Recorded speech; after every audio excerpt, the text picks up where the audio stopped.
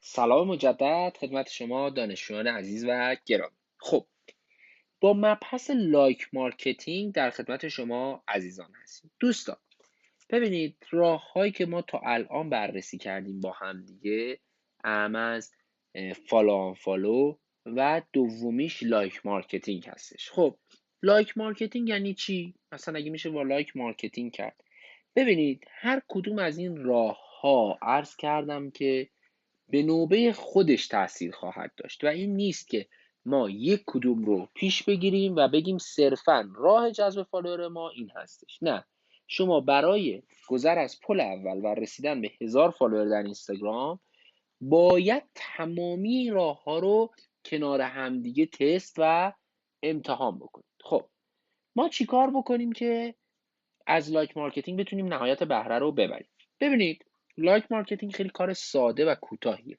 شما همون کارهایی رو که انجام میدادید برای فالو آن فالو، صفحات و تایتل های متفاوتی که بود، اهم از هشتگ، اکسپلور، بخشای دیگه اینستاگرام مثل سرچ کردن، هر پیج هدف، اینها رو که انتخاب میکردید، پست رو میرفتید ازش فالو میکردید، اینجا باید 2 تا کار دیگه بکنید. یک، اینکه برید و پست ها رو لایک بکنید، پست های پیج های هدفتون رو. چرا؟ تا در معرض فالو آن فالو افراد دیگه قرار بگیرید. ببینید این یک هوشمندیه که شما برید داخل یک پیجی یک پستی رو لایک بکنید تا افراد دیگه هم بیان و شما رو از طریق لایک هایی که کردید، یادتونه ما میرفتیم تو لایک ها فالو میکردیم، بیان شما رو فالو بکنن.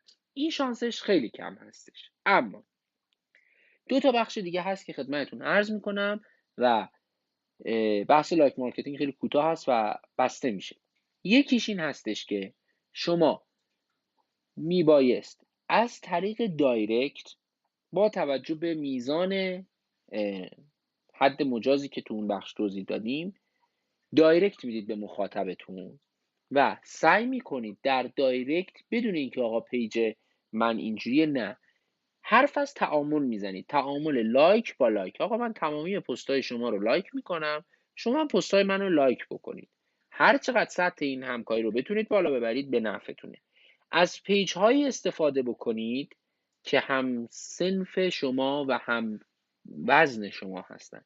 اگر تو زمینه لوازم خانگی دارید فعالیت میکنید، نمیگم برید مستقیما رقیبتون رو پیدا کنید، نه، ولی اگه مثلا لوازم خانگی بزرگ شما میفروشید، یخچال، گاز، خود میفروشید، برید یه پیج رو پیدا کنید که تو صنف ظروف آشپزخونه هستش و اون رو پیدا بکنید. یا مثلا عرض میکنم داره لوازم صوتی تصویری میفروشه، اون رو پیدا بکنید و پیجی که 10%، 20%، نهایتا 30% از شما قوی تر یا ضعیف تر باشه، ترجیحاً قوی تر، نه اینکه برید به پیج 50 کا اینو بگید که اصلا دایرکتتون رو هم نخونه.